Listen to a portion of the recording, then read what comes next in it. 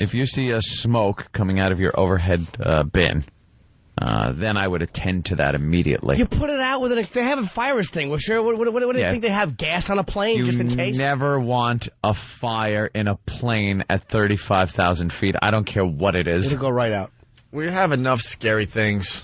Can you believe they used to trust people smoking in planes? I know. That is beyond me. And I remember flying when people were smoking in the goddamn plane. Lucky Lindy, me and him, we were going across the Atlantic. I've never been on a smoking flight in my life.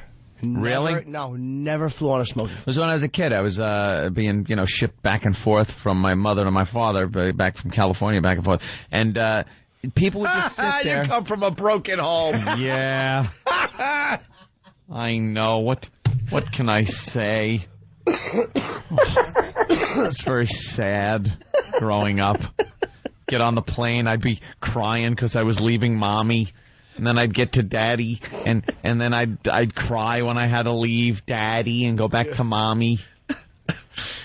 Because Daddy would take the money that Mommy sent for airfare and trade in the ticket and buy us a Greyhound bus fare and spend the rest on booze. You took the bus back from California? Oh, my God. At 15 and 16, they arrested us when we got into New York because they thought we were hookers.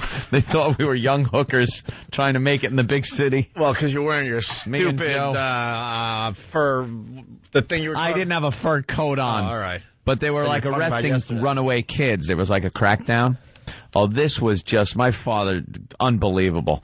Had, my mother didn't send money because she knew my father would just spend the money.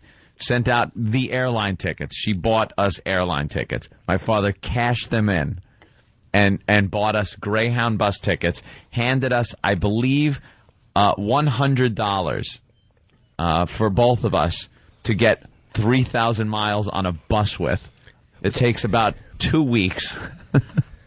And me and Joe blew it all in Vegas on a slot machine because we figured we were almost out of money anyway by that point. We figured we better just try to make our money. So we were completely broke, and we met this nice girl that was going to a Cheyenne, and she wound up staying the whole ride with us and hanging out. She was really cool, and thank God she did because when we got taken in, when we got off the bus, they wanted to get our luggage and go through it, and my brother decided that was a perfect opportunity to bring back, like, I don't know, $5,000 worth of Thai stick in his suitcase because it was so cheap in California.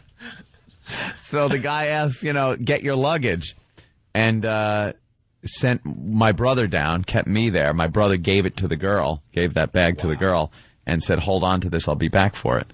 And she actually hung out and was back for it. She was really cool.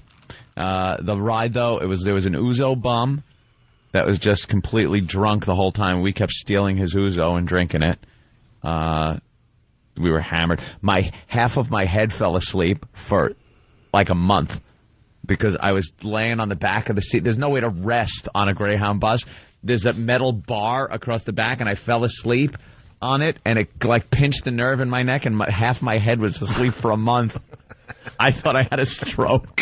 I thought I had a stroke at 16 because my father cashed in the plane ticket. I love stories. Oh, God. That's a 3-day bus trip.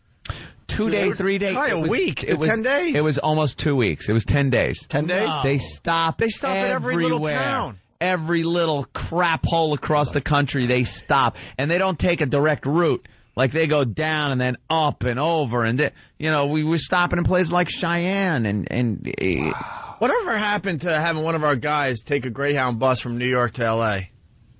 I have no idea. We should do that. And get little call-ins. And get call-ins every day. Stop at those dopey spots. Well, bring a Pal Talk camera. Well, yeah, that's a good idea.